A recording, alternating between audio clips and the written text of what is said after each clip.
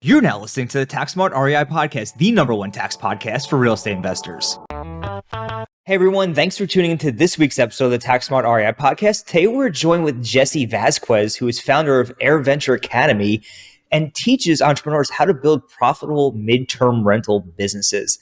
And we've talked a lot about short-term rentals here on the show. We talk a lot about long-term rentals, and we quite frequently get questions about midterm rentals, but never had a guest on. So we're going to be diving into everything midterm rentals here on today's episode with Jesse. We'll be diving into all of that in just 1 minute. Are you ready for the 2025 tax changes under the new administration? With new leadership in Washington, the tax landscape is shifting fast. These are some of the biggest updates we've seen in years, and if you're not proactive, you could be leaving thousands on the table. But don't stress, we've got exactly what you need. Access our exclusive 2025 tax changes resource, an in-depth tracker that breaks down what's new, what's changing, and the strategies that you need to stay ahead. This isn't just some generic checklist. It's a powerful and live resource tailored for real estate investors like you. Head on over to www.therealestatecpa.com/2025 tax changes to access this essential resource. You'll get immediate insights into how to navigate the new administration's tax policies and how to keep more of your money in your pocket. That's www.therealestatecpa.com/2025 tax changes, because smart investors don't just make money, they know how to keep it. We'll see you over there, but right now we'll jump right into today's episode. All right, and we're back. So Jesse, thanks again for joining us today. Would you be able to give our listeners just a brief overview of your background and how you got involved in the real estate space? Yeah. What's up, guys? Thanks for having me here. Super excited to be on this podcast. I started back in 2015 on accident, actually. I worked in healthcare for 17 years. I was a business development manager, which is basically a fancy way of saying sales rep for a hospital and home health company. And my job at that time was to go into all these different hospitals, Thomas and Justin. And I started to see this reoccurring theme of travel nurses being in a hospital. Had no prior experience to real estate at all, although I did watch my parents own and manage multiple different properties and lose those over years because they had bad tenants. So I never really wanted to get involved in real estate, but being in the healthcare world, going into all these different hospitals from San Francisco to Los Angeles to all the cities in between, this common theme, I noticed the travel nurses. So I was instantly drawn to that, and I saw an opportunity. Back in 2015, there was this woman named Barbara who had this amazing accent, Thomas. She sounded like, have you guys ever watched the movie Fargo or watched the show Fargo? It's been a long time, yeah. It's like, don't you know, and isn't he a doll? I know I'm butchering that right now really bad, but that woman, that's how she was talking. And I was in this if everybody could just picture this for a moment, it's one of those yellow tinted kind of nursing stations that you see in older hospitals. And there's this woman that just had this beautiful accent. So it was this light just drawn off her. And I was like, man, who is that? So I went and talked to her. Her name was Barbara, travel nurse from Fargo, North Dakota, exactly what I was just talking about a minute ago. And she told me she was staying in one of the worst places, Justin, Motel 6 on 9th Street in Modesto. It's where I'm actually from. And I was thinking to myself, why would a travel nurse who's working on assignment for 12 hours a day stay at a freaking crappy prostitute-ridden place like Motel 6 on 9th Street in Modesto? She didn't have any available housing. She told me that. She's like, I couldn't find anywhere to stay. There's no properties around here. She told me about the HR department. Maybe I should go talk to somebody down there. Have you guys ever been in a hospital where you see nurses with the badges? They're on a little cord and they walk around themselves in. Before. All right, cool. So I went downstairs to the, there was a HR room, and in order to get in there, you have to have one of those badges. And I sat there, I kid you not, for probably 25 minutes waiting for somebody to go into that room. And this woman comes through. She pulls her badge out, hits a little thing on the wall, and then beep, it beeps. The door opens. It's one of those close that swing open right away, and they slowly close. And I was sitting there thinking, I'm like, should I do it? Should I do it? I've been waiting here for 20 minutes. Literally 5 inches before the door shuts, I stuck my foot in there. It stopped the door from closing. The reason why I'm bringing this up right now is because if I didn't do that, I wouldn't be here talking to you guys right now. That's wild. Talk about little moments that kind of come full circle. I went to that room, and there was a woman named Misty sitting right in the front at the counter right there. And she's like, why the hell are you in here? I didn't have a badge, obviously. And I was just like, well, I just talked to Barbara on telemetry floor 3 on the South Wing, and she told me that she's staying in Motel 6. Are you aware of that? And she's like, yeah, a lot of our nurses have been staying in random places because there's not enough housing. And I was like, well, wow. What if I'm actually able to get you guys housing? And it was just that one moment right there where I ended up actually getting a contract with the hospital where they actually paid 2 years for travel nurses to stay in the property, whether they were there or not. That's excellent. I know, it's crazy. And that was $5,000 back in 2015 when rents were $1,800, $1,500 in California. So I was able to make the 3 times almost rent by getting a contract with the hospital. no prior experience in real estate, watched my parents totally fail in real estate. They didn't have business acumen. I think subconsciously, I didn't want to deal with people that were like my parents did, where it was traditional long-term tenants where they could not pay rent. And it ended up falling on my lap. And it was one of those things that kind of, again, the full circle moment where if I didn't do that, I wouldn't be here with you guys today. It was that one moment that kind of put me in this position. So long story short, to make a long story longer, that's basically my intro to real estate right there. That's one of the best accidental landlord stories that I've heard. That's fantastic. But it all started with just like taking the initiative, asking the questions, and then realizing there's this massive demand for something that there's just no supply. Like that's such a great opportunity. Totally. So it sounds like before this, like you did not want to do long-term rentals, and then like this kind of just fell in your lap. Have you ever considered short-term rentals, or was this just once this happened, you're like, this is my path? Yeah, it's not that I didn't want long-term rentals, and I actually own short-term rentals, but I'm going to give you guys another quick story real quick of why I didn't want to get into long-term rentals. So I grew up in a super Catholic household. My parents were super religious. And I was like, have you guys ever watched National Lampoon's Christmas Vacation? Yes. Okay, cool. Okay. All right. Everybody has. Okay, cool. So you know that big giant Woody car that they have that has the wood panels on the side and all that stuff? Yep. So when I was a kid, my mom used to drop me off in school. Like that was the most embarrassing thing in that car. Hang on a sec. I'm going to go full circle with this. I was 8 years old in that car. Literally, I got picked up from school. It's embarrassing to get picked up in that thing, I'm telling you guys. And I was riding. I didn't know where I was going. My parents were in the front seat. 8 years of my life at that point, never heard my parents in an argument. They were in an argument then. They're like, we got to go somewhere. You're going to come with us. And I remember hearing them argue. And I remember like looking out the window. Back then, those cars had like this super velvet. It was this green velvet, kind of like the same color as my shirt. And I remember like running my hand over it. My parents were arguing. I was looking out the window. We ended up pulling up to what now is a courthouse, which I know now is a courthouse. My parents walked in. They're like, hey, sit in the back right here. Just sit right here. Don't say anything. We're going to be here for about 10 minutes and we'll leave. I remember sitting there, Justin, thinking like, what the heck is going on here right now? My parents walk up to the front on the right side. There was a woman on the left side. And the judge said, Mr. and Mrs. Vasquez, this woman has been here over the last 3 years multiple different times. What she does is she walks into families just like yours and preys on the landlords so that you would eventually give her free rent for 1 month, maybe 2, maybe 3, and then we'll extend that as long as possible. That right there, like stabbed me in the gut as a stomach, as a kid. Like I realized like where we were going, what was happening. My parents, I overheard them talking about rent not being paid. And my parents back then, like were paying multiple different mortgages at the same time, didn't have business acronym at all. I think they're like philanthropists in a lot of ways. This was like multiple times this happened. So I realized that over the years, like I didn't want to do that because of that specific reason. But then again, later in life, I realized that there was an opportunity there. And that's where I was just like, okay, cool. Can I get companies that are worth millions of dollars to actually be the leasees on these properties? And that's kind of how it came full circle. But to answer your other question, Thomas, I love short-term rentals. I think they are fantastic. I believe in what now you guys probably see often, which I call it the modern investor. Somebody that comes into real estate now isn't looking at traditional long-term. They're looking at short-term. They're looking at midterm. They're looking at residential care facility. They're looking at renting by the room, co-living. It's like this totally different type of entrepreneur that is now attaching a business to the real estate. And I think it's such an incredible way to build businesses that actually have real estate attached to them, because most people, traditional old school, right? They just buy a property, give it to a property manager, and then they collect the rent every month. But then you're also giving 10 to 12% away to that property manager. But now you're seeing these operators like creating these really cool businesses and adding their property in the mix, which I think is now kind of that new age, new wave of what I think is the modern investor. This is a great transition. That makes a lot of sense into like the next phase of this podcast here. When it comes to the strategy of midterm rentals, how would you say the profits or the financial viability compares to like, say, a long-term or short-term rental? Oh, it's massive compared to both. And I'll give you an example. So long-term rentals, I'll just talk about my market right now. I have a bunch of property in Modesto, Central Valley, California. We're in my backyard here in this area. Right now, traditional rent is about, for a 3-bedroom, 2-bath, which is like the ideal property I like to buy. Long-term rental rates right now are about $2,300 to $2,500, pretty much across the board on all these markets. If I short-term rent that, I can make about $6,000 a month during peak season. During slow season, we're probably doing around $4,000.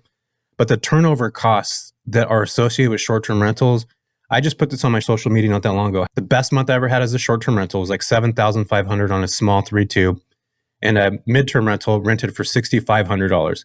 That property that was the same property rented at maximum at $7,500 as a short-term rental had so many turnovers that I had to pay consumables. I had to pay every turnover cost $200. So like you look at this ledger and it looks amazing. Then you see itemized lines, cleaning, $1,400, Airbnb fees, $1,200. And all of a sudden now you're down to like $5,000. Well, I'm getting $6,500 no matter what with minimal amount of consumables that are in there. Long-term rental rates, if I buy that same exact property today, I'd be negative, $800 because the mortgage, I would not even be able to rent it long-term because it just doesn't work, which is also scary because I see a lot of people buy today without actually being able to work as a long-term rental. You don't want to buy a property, but it's not going to work as an exit strategy to go back to traditional long-term. That's scary, especially if it's $800 a month or more. So yeah, there's definitely ways to 2x, 3x long-term rental rates by doing midterm rentals. And again, I believe in like multiple different strategies, diversifying, kind of like the Warren Buffett analogy of having your hand in different type of sectors. Same thing. I think that, you should be thinking about different ways of bringing cash flow into your properties by different vehicles or like, short-term and midterm. Makes sense. That makes a ton of sense. So I know you mentioned before that traveling nurses was one of the type of tenants that would stay in a midterm rental. Do you see any other types of tenants that make sense for these types of properties? Yeah, when I first started, that's what I really was going after because I saw the need. In Central California, there's not enough clinicians to meet the demand for patients, specifically in the Modesto, Turlock, Merced, kind of up 99 from Bakersfield to Sacramento. It's this little pocket of the armpit of California, basically. There's just not enough clinicians to meet the demand of patients. There's a higher acuity of people in this valley. I don't know why. It's always been that way. So I recognized that very early on. So it's a trend. But my goal, Thomas, was to go after these companies and actually get contracts with them. And we can talk about what that looks like and the difference between those, because that's where you make more money. But anyway, to answer your question, yeah, that's where I started, is in the travel nursing industry, but it's morphed into insurance relocation, which is actually one of the highest paying on the planet. We could talk about that when it comes to types of guests that come. Business travelers, construction workers is like another one that I'm really into right now. There was a recent booking that I got on the Airbnb. Company stayed for 7 days. There was actually a brand new super Walmart being built from the ground up in Stockton, California. These guys rented for 7 days.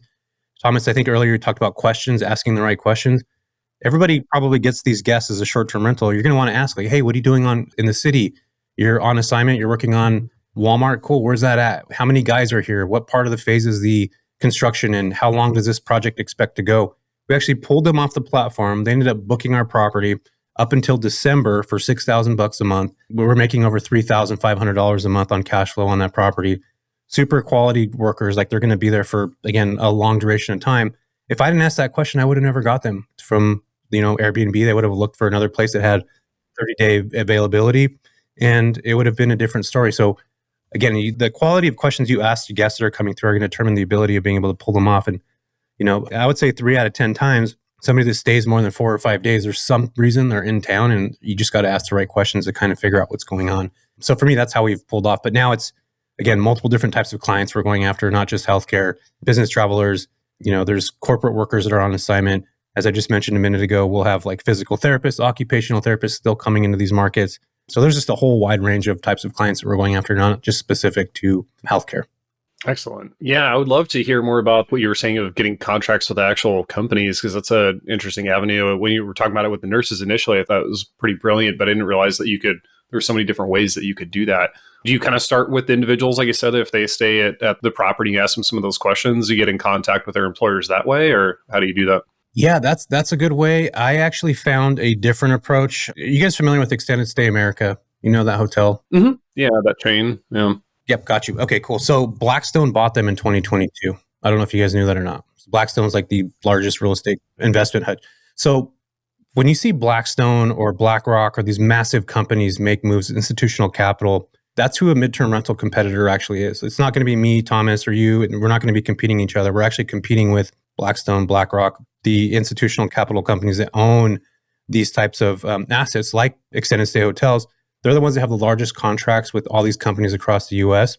So I drove by an extended stay. I take pictures of the work trucks that are out there, and I'll call those companies the next day and just say, hey, I see there's some work trucks out in front of a Extended Stay America. I actually house employees that come from all over the US. This is what I do. I'm a housing solutions provider. Would you be willing to talk to me if I was able to help you save your company money? And sometimes you'll have people that just hang up on you. Sometimes you'll have people that will be like, yeah, sure. Like, I'd love to hear a little bit more about what you're doing. And I had these folks that were on assignment that were staying at Holiday Inn Express, and they worked for this company, and they were spending about $20,000 to have 7 employees staying at that space at the Holiday Inn Express. So I was like, what if I was able to tell you guys that I can save you over $10,000 a month by actually having all those engineers stay in one property. I have a 7-bedroom. It's actually a 6-bedroom with a nook. 4 of those guys would have their own bathrooms. The other 2 would that you don't like would they're going to have to, share a bathroom with somebody else. And instead of paying almost $20K a month, what if we're willing to do that for 10? So we'd save you guys literally $50,000 over the next 5 months because they had an assignment for 5 months. And she was like, yeah, you know what? Actually, let me talk to my boss and I'll get back to you. Literally that same day, she called me back. She's like, yeah, we would love to do that. How far is it from the job site? I told her it was like 0.3 of a mile away. There was parking for the work trucks in the back of we had a carport that had a large, you could drive trucks in there. Multiple different trucks could park there. A garage for people to park their work trucks in as well. And that's how I got another contract with another company, the exact same thing. So the goal should be like a servitude mindset. How can I actually save these companies money? Why would they want to use me? How can I become an extension of what they're already doing now?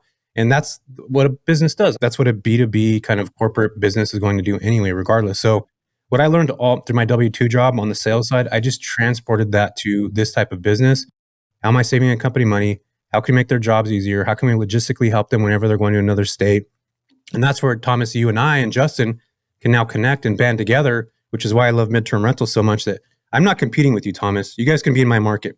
What I like is like, I'm going to be an outreach guy. And if I have properties that are booked, I'm going to reach out to Thomas and be like, hey, Tom, I actually have a couple workers that want a place. It sounds like you have a 3-2 available, which is great. I would love to send them over. It's going to be $6,000 a month rent. Would you mind giving me 10% of them? I can guarantee you Thomas is going to be like, hell yeah, dude. Like you're getting my place booked for the next 3 months. So now I get to make a referral from sending that to Thomas. I still take care of my clients. The guests get to move into his property. Everything's all good.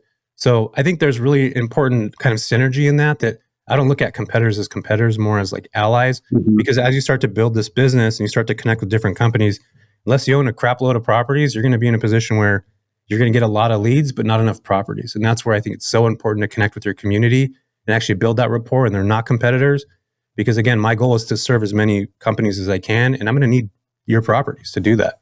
This is a very strategic approach. I mean, first of all, not only by doing this with companies, it's like instead of fishing one by one fish, you're casting a net and kind of getting a bunch of tenants all at once. And also at the same time, it's like you're building this pipeline of corporate clients, so to speak, or business related clients. And then you just refer the overfill out to somebody else and you're able to monetize it that way as well. That's like a genius play right there. Yeah, you're still making money. And the long-term goal is to take care of the relationship that you built with that company. Like that's my goal is like, I think relationships are the new currency. Yes, money's fine. I love money. Like it's great. Everybody loves money, right? But for me, I'd rather look at a 5 to 10 year relationship that's going to pay me dividends over time rather than making this like, $10,000 or whatever over the next 3 months. Like I'd rather have that longer duration. That's where most investors now, they're chasing that dollar when they should be chasing the relationship that's going to pay them over decades, or over years, rather than just that initial kind of first investment. And I think I fell in that trap early on, but I learned over time that it's not just about the money that comes through, it's the relationships. How can you actually serve these companies? What benefits do you actually bring to them? And after they leave, they might be heading over to Justin's market. Justin might be in Nashville, and all of a sudden they're like, hey, we're going to Nashville. What do you have out there? Justin's got 20 properties out there. Hey, Justin, I got 5 guys that are going to be staying in a property. What do you got out there? Cool. I'm going to make a couple grand from that. I'm going to send them that referral. So now I get to make a couple grand. Justin's property's booked. Like I'm happy. The company's happy. Now I continue to serve them in whatever market they go into, and I'm still going to continue to make money from it. So again, you got to think about it in this larger kind of longer duration of time rather than that initial first booking. Yep. Yeah. Money will certainly follow the relationships. That's for sure. I totally agree. Yeah, definitely. With 2024 officially in the rearview mirror, now's the perfect time to start planning for how you're going to maximize your tax savings in 2025. With major tax changes looming under the new administration and IRS audits on the rise, navigating the tax code alone is now riskier than ever. Whether you're leveraging the short-term rental loophole, claiming the real estate professional status, utilizing passive losses, 1031 exchanges, or anything in between, our expert team of tax advisors at Hall CPA has your back. We'll help you uncover hidden opportunities and avoid costly mistakes that could put you at risk during an audit. With potentially tens of thousands of dollars of tax savings on the line, why wait? Visit www.therealestatecpa.com/podcast to request your free 30-minute discovery call today. Again, that's www.therealestatecpa.com/podcast for a free consultation. Let's help you ensure you keep more of what you earn in 2025. That's all for now, and we'll dive right back into today's episode. So speaking of getting into the different market, kind of concepts, I know this is because you mentioned doing STRs as well. I think this is kind of breaches into both territories is when you're, say, like evaluating one of these markets, are there any kind of like the legal regulatory types of things that you want to watch out for? I know especially like California, I'm sure is particularly tricky there, but is it a little bit like, do you find that with the midterm rentals that it's a little bit, I don't want to say more lax than short-term rentals, but it seems like there'd probably be less restrictions there? Or? Yeah, there's definitely less restrictions. In fact, I have property in restricted markets, so you can't short-term rent at all. Everybody, once that happens, flips automatically to midterm rentals. So they list on Airbnb and they list on Furnish Finder and they wait for somebody to book. That's the problem. It's like they're sitting on their hands. The short-term rental space is very much like the pick me movement, right? You got to have the best photos, the most pickleball courts, the most cold plunges. Like that's who actually wins in the short-term game. It's like amenities race and arms race, right? But amenities. And the midterm rental space isn't like that. You just have to have a quality property that has comfortable furnishings. Like you were actually going to live there. You don't need to have cactuses all over the place, themed out. You don't got to do any of that stuff. So I like the ability to be able to do both. So Justin, I like to be able to short-term rent during peak seasons, and I like the ability to midterm rent during slow seasons. I love that. So if you're in a market that allows you to do both, I call it the hybrid model. Freaking awesome. You can get best of both worlds. Plus you can fill in gaps, which I think is great because you might have a booking that where somebody leaves at today's March 11th, they leave on the 15th. You don't have somebody else coming until April 1st. I can use that window of those 2 weeks to short-term rent and still continue to get cash coming through. So I love that. But yeah, short-term rentals, we're seeing a lot more regulations happening right now across the US, which is bringing people into the midterm rental space at astronomical amounts. In fact, Airbnb, their income, if you guys look this up, 20% of their income over the last 5 years come from 30-day stays or more.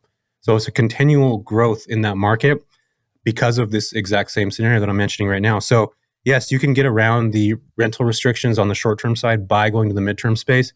Because once they stay for 28 days or more, they become a tenant, especially in California, New York, Illinois, all those different markets. But again, going back to, you're probably going to ask, are you worried about squatters? Over the last 10 years, I've been doing this for a decade, never had a squatter. But the thing that I'm doing different is I'm actually working with the companies. These people are on assignment. They're here to work and they want to go back home. They don't want to live here. They don't want to stay in this place. They have families back at home, things of that nature. So they're just here on temporary assignment. In fact, all of our leases, we don't even say tenant, we say guest. They're on assignment, they're guests until their duration of their assignment ends.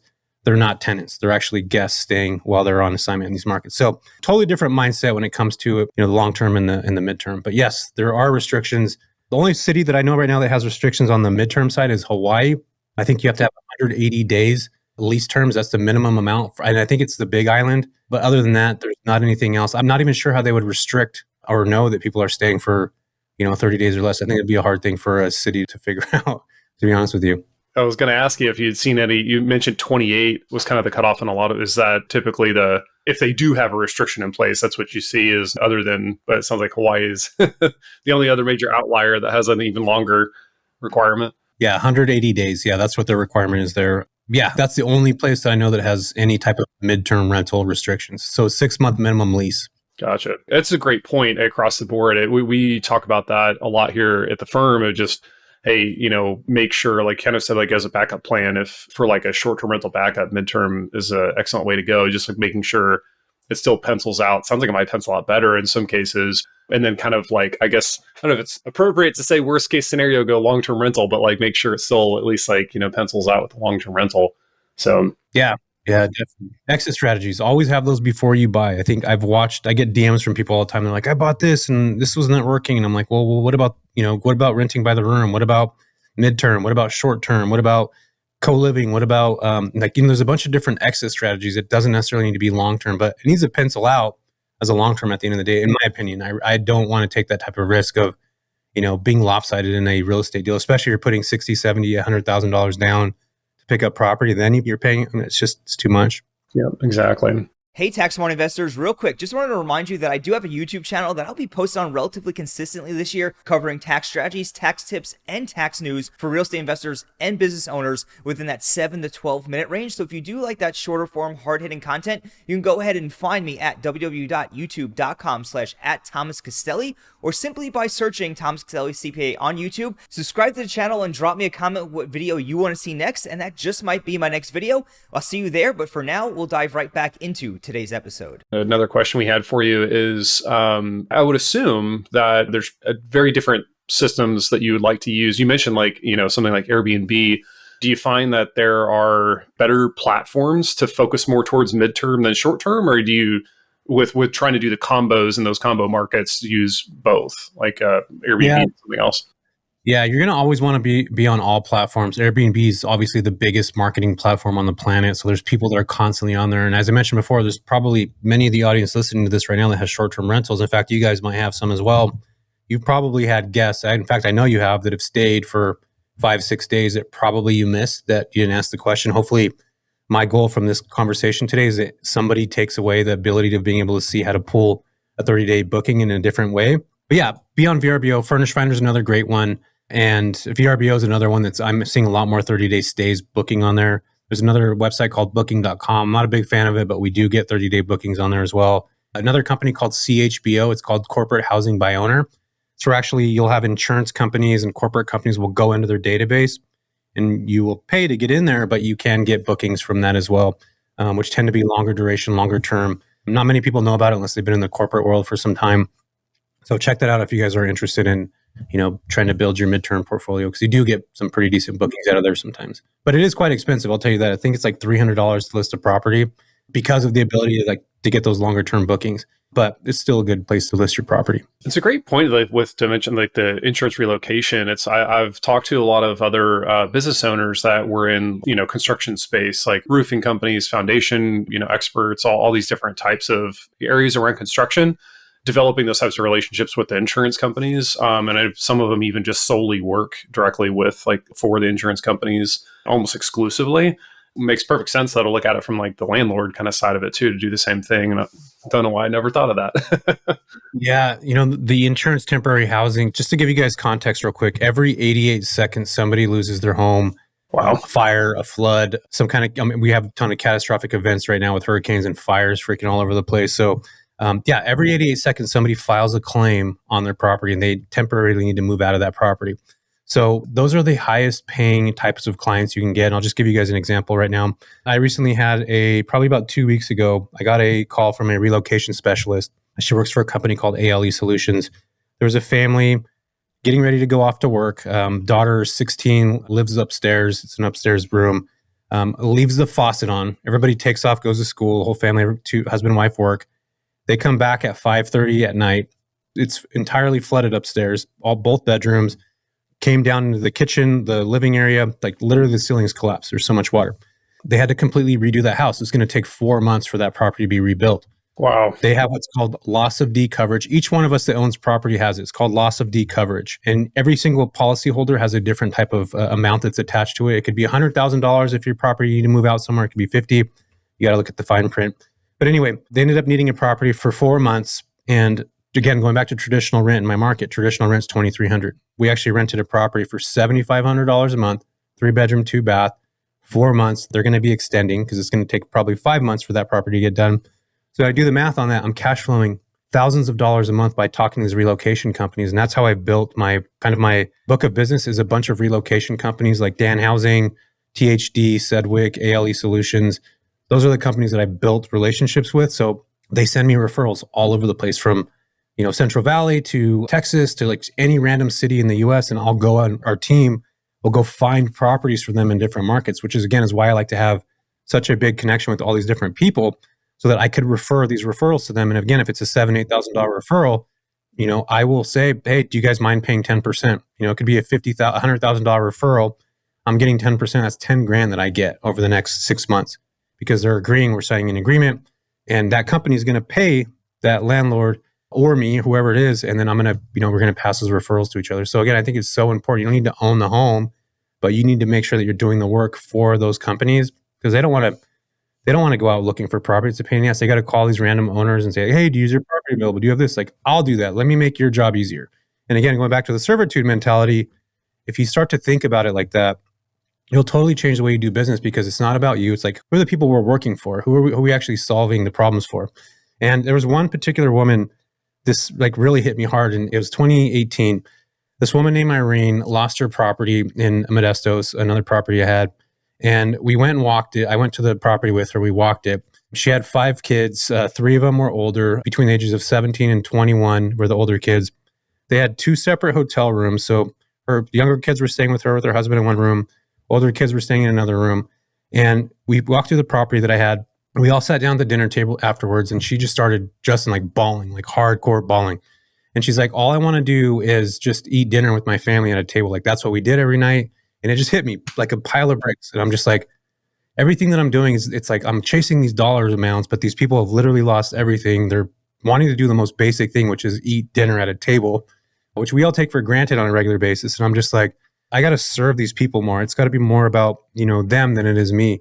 And the second that I started to realize that happened to me, my business went from like a hockey stick. It was like kind of going up, then it just started to take off, because now I realize like, it's not about me. It's about the clients that are coming through. Irene mentioned they had a fire pit. They had all these things. I went and bought all those things for them so they could feel like they're actually back at home. And still to this day, which is 7 years later, she still sends me notes. She still will message me every now and then, which is pretty cool and pretty crazy to have, because in real estate, most people, like, I don't know if you guys knew this or not, a lot of people hate landlords. Like they just don't like landlords at all.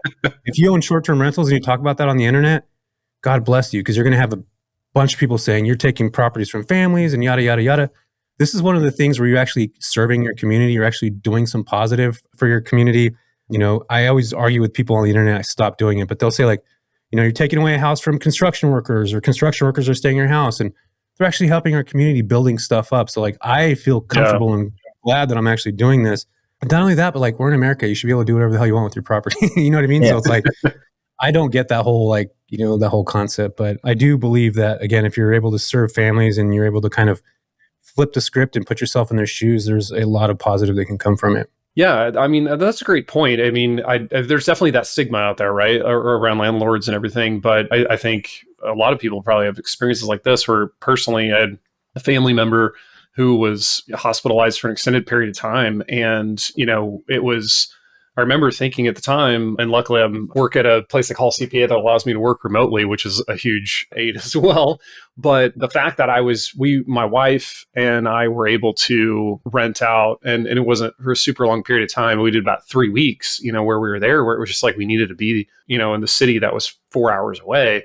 And I just remember thinking at the time that if this was, I don't know, say 15 years ago, when these like platforms and just frankly, there were property owners renting properties out like this back then, but probably a small fraction of what there is now. And I just remember thinking to myself, thank God there's somebody who will lease this house, for me or my wife and my kids or whatever to be able to stay out for a few weeks or whatnot. I just feel like that wouldn't have even been really possible probably 10, 15 years ago. So yeah, maybe a matter of perspective, but definitely. You're right. You're right. Absolutely right. I definitely will have some property specific questions around property, like what type of properties make sense, and also want to hear about, I know you help people get into midterm rentals. So I want to talk a little bit about that too. But before we get into that, we have to touch on a tax topic, because we are a tax oriented podcast. A lot of listeners to the show, they love short-term rentals because there's great tax benefits. You don't need to work full-time in real estate. In many cases, though, with midterm rentals, that's going to fall under the real estate professional status, which is also very powerful for those who are able to qualify. So the question that we have is, how long do you spend on a typical midterm rental throughout the year, would you say, in terms of, the operational side of it? Yeah. So this is a good question. So my CPA actually found loopholes in this. So if you operate your midterm rental like a hotel, if you have cleaners that come bi-weekly, if you have stuff that's being delivered, like you're actually operational like a hotel, which puts you in the same kind of bracket as a short-term rental space. So what I also do, the lead generation part, we pile that into the real estate work. So we actually, I qualify for that as just the amount of work that I put into this. Mm-hmm. Because there's a lot of phone calls, connections, referrals, all that stuff adds up. And again, we're talking about a decade later, right? I've created businesses out of this, and it's big now. But even a new operator, you can still use those tax deductions. You guys might want to look into it. I don't know if that's something you guys do, but maybe you'll get more midterm rental operators. But yeah, you can definitely get tax deductions in that. The short-term rental loophole, I don't think it's as deep as that. You can't, I don't know if you could take the full-on depreciation the same way. I think there's a different kind of ballpark when it comes to depreciation. My CPAs found this loophole. We're able to get tax deductions. I don't know the specific, I'm not a CPA, but she does work with me. We do get depreciation. Some of my properties also have we do short-term and midterm. So during the stays, if it's less than 7 days or 7 days minimum average, you can actually get the full-on short-term rental deductions. I think that's the last amount of days that you can have, 7 days through the entire year. If somebody stayed at the property 7 days or less, you can get the full-on short-term rental deductions. But other than that, that's basically all I know. And then she handles most of it. I don't really ask a bunch of questions, but I should probably look into it now because of this conversation here right now. Yeah. I was just curious because I know a lot of people, we see a wide range between, as far as like the amount of like time commitment that it takes to run a property like that. And obviously like full on short-term rental, like I said before, a lot of stays, a lot of turnover, a lot of coordination with cleaners, like all that kind of stuff. So kind of higher end spectrum of time. And then obviously long-term rental, just traditional annual leases, barring like major issues throughout the year, it's pretty minimal, so maybe 25, 30, 35 hours like on long-term rentals could be realistic, but then short-term rentals are often 100, 150, 200 hours. I'd assume like midterm rental would probably be kind of somewhere in the middle, like getting or maybe up in like the almost up to 100 or something like that. Granted, depending on if you're doing the hybrid model or something like that. Yeah. If your short-term rental requires way more work than the midterm rental space, outside of the lead generator, that's where you actually start to build the business. But the turnover and all the stuff that comes over with, if you have a travel nurse that's staying with you or a company that has travel nurses, they're there for 90 days. We'll send a cleaner out once a month to just keep eyes on the property. Usually looks pretty good. We don't have to deal with the consumables. Like we just leave minimal amounts in there. Most people don't even use the stuff that we have. They use their own shampoos. They use their own, we leave single ply toilet paper and then they want 3-ply. So like they'll go buy their own stuff. So that's what's kind of cool. You don't need to supply the entire 3 months or whatever duration of time they're there. So we don't have to spend as much time on that. But the time that is spent is if you're like, which I would urge everybody, if you're going to get into this space, really think about it like a business, go head on into that. It's not one of those things that's passive at all. Like there's not passive in it at all. You have to be very proactive. If you just sit around and wait for people to book, you could be waiting months before you get a client. So again, that's why I urge everybody to really be proactive. And that's where the hours are really actually nurtured and spent, is in that location, connecting with these companies, connecting with people on Furnish Finder or on, like I just mentioned a minute ago, driving by extended stay hotels, things of that nature where you're actually spending time and energy to do that, which does require time.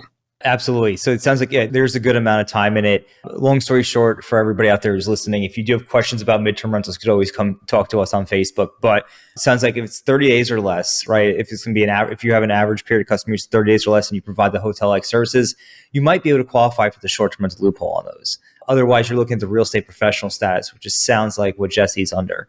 But midterm rentals, still good tax benefits there. But kind of moving into property-specific insights.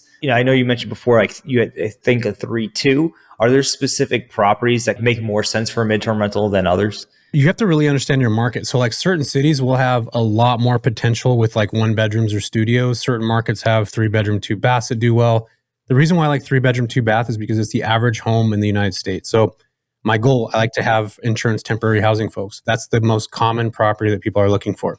So that's why I have it. And I also like being able to house multiple different people in one spot. So if there's a construction crew or a company of 4 or 5 individuals, they can stay at that home rather than individual property. So I think you have to start to understand your market. You got to kind of keep your ear to the ground, see what's going on in these markets, go by, talk to your city development departments and see what they have that's coming up. That's going to be some development that's going on, whether it's a new, Walmart, like I just mentioned a minute ago. I also had a couple of years ago, a Dave & Buster's was being built from the ground up. I drove by that. There was trucks from Louisiana that were out front. I picked up the phone. I called that company the next day. Exact same scenario I was telling you guys about earlier. They had 5 engineers that were staying at a DoubleTree hotel, which was $200 a night. They were going to be there for 6 months. So 5 engineers, $200 a night. That's $1,000 a day. That's almost $30,000 a month.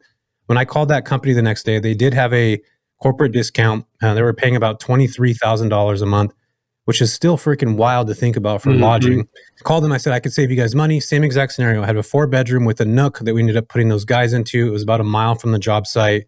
Saved the company money. I got a $10,000 booking a month for the next 6 months.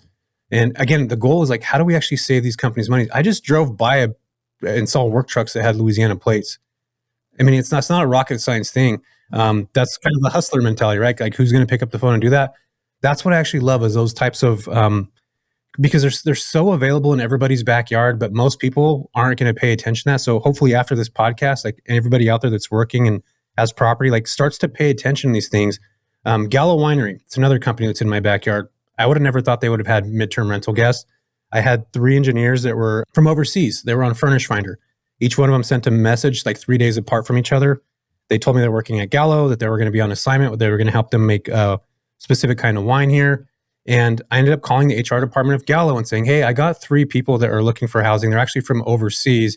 I don't really house people from overseas, but can you tell me what's actually going on here? And she's like, yeah, we actually have, every year we have engineers that come from different markets, usually overseas, to come help us generate new wine for the next season. They put certain things together. And I was like, do you guys find lodging or housing? She's like, no, they do it on their own, but we've actually been thinking about buying our own property so we can lodge our own folks. And I was like, what about I just actually create a contract with you guys so that you can actually have these folks to stay at my properties rather than going out and buying property. We ended up getting a contract. This was a 3-year contract for $5,000. They booked the property for 3 years and freaking awesome. Like I ended up building a relationship with this company literally because I saw that there was 3 people randomly from all over the world. It was from Europe. And again, like everybody has these in their backyard, but they don't realize like the potential that these these companies have. And they do have people that come stay for 30 days or longer. And that's up to you now to go out and find those companies and connect with them. So there's no reason after this episode, Justin, Thomas, that people can't go out there and start looking for folks out there. In terms of the midterm rental market, where do you see it heading? Do you see it being oversaturated? Do you see there being any headwinds, any tailwinds, anything like that? What do you see in your crystal ball? Yeah, I look at the midterm rental space as in like, we're getting ready to go into baseball season. So like, I think the short-term rental world right now is in the 7th inning. Like it's been through these multiple different variations. You guys remember Airbnb Lux, like was one thing, in 2015 to 2020.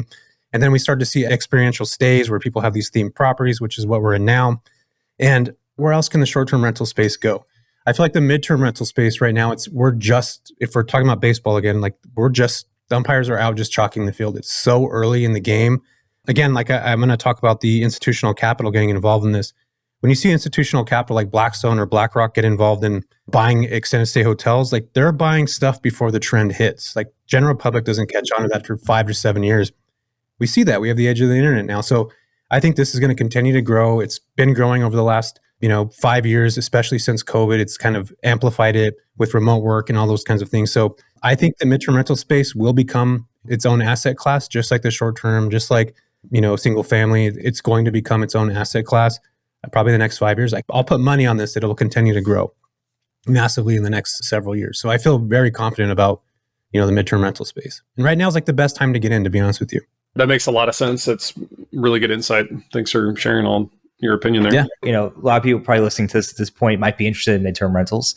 I know you help them through your academy. How do you help people get into midterm rentals? Yeah. Well, first off, I have a free YouTube. It doesn't cost anything. You can go watch. I literally talk about this stuff like crazy on the internet. So you guys could go to my YouTube channel, just type in Jesse Vasquez in YouTube. And there's like hundreds of videos on there where I talk about this for the last 5 years. So go check those out.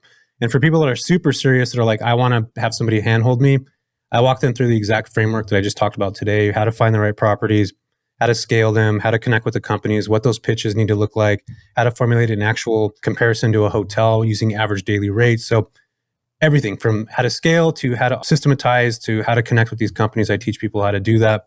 But again, you can go on YouTube and just watch all that stuff for free. And I've done a bunch of podcasts where I talk about it like this, where if you piece things together, you can make it work. It's not rocket science. It's a very simple process, but it just takes grit, takes tenacity. It takes the ability to being rejected, because you're going to call people and they're going to hang up on you.